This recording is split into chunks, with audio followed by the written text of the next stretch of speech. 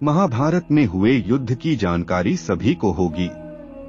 महाभारत में कौरवों और पांडवों के बीच हुए युद्ध के बाद बहुत कुछ ऐसा हुआ जिस वजह से श्री कृष्ण को श्राप मिल और उनका संपूर्ण वंश समाप्त हो गया।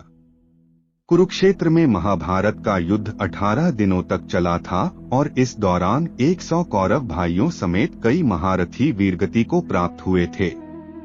युद्ध के बाद कुछ ऐसा हुआ जिसने भगवान कृष्ण और यदु वंश का भविष्य बदल दिया।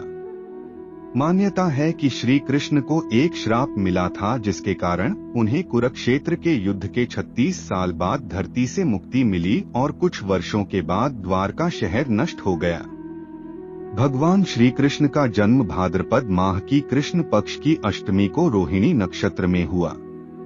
वहीं वेद व्यास द्वारा दी गई ज्योतिषीय जानकारी के अनुसार भगवान कृष्ण की मृत्यु 13 अप्रैल 3031 को हुई थी। श्री कृष्ण जन्माष्टमी के शुभ अवसर पर जानते हैं कि भगवान श्री कृष्ण की मृत्यु कैसे हुई और उनके वंश की समाप्ति कैसे हुई। जब गांधारी ने दिया श्री कृष्ण को श्राप। महाभारत के युद्ध के बाद गांधारी अपने पुत्रों की मृत्यु का शोक मना रही थी। गांधारी के अनुसार इस युद्ध के जिम्मेदार श्री कृष्ण थे। उनका मानना था कि यदि श्री कृष्ण चाहते तो ये युद्ध रोका जा सकता था। युद्ध के उपरांत जब भगवान कृष्ण द्वारका लौटने से पूर्व गांधारी से मिलने गए तब गांधारी उन पर बहुत कुपित हुई। उन्होंने क्रोध में आकर श्री कृष्ण को श्राप दिया कि जिस प्रकार कुरुक्षेत्र के युद्ध में कुरु वंश का नाश हुआ वैसे ही श्री कृष्ण के यदुवंश का भी नाश हो जाएगा। श्री कृष्ण दुखी मन से द्वारका लौट आए। ऋषियों ने दिया श्री कृष्ण के पुत्र सांब को श्राप। एक दिन द्वारिका में महर्षि विश्वामित्र, कण्व और देवर्षि नारद पधारे। वहां पर कुछ युवा आए और उनके साथ परिहास करने लगे।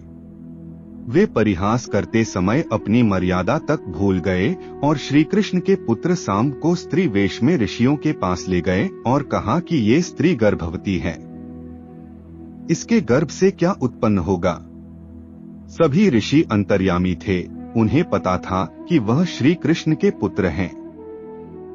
लेकिन क्रोध में आकर ऋषियों ने श्राप दिया कि श्री कृष्ण का यह पुत्र वृष्णि और अंधकवंशी पुरुषों का नाश करने के लिए एक लोहे का मूसल उत्पन्न करेगा।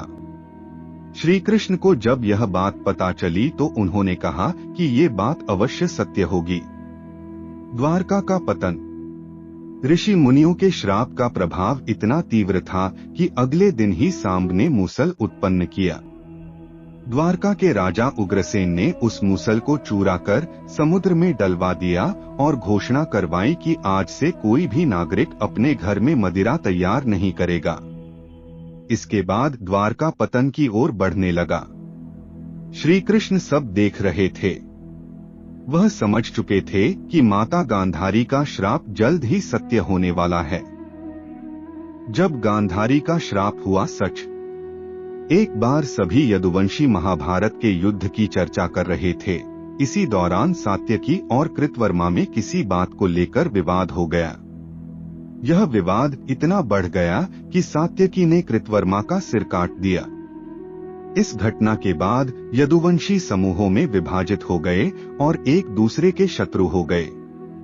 इस युद्ध में श्री कृष्ण के पुत्र प्रद्युम्न समेत कई यदुवंशियों का विनाश हो गया।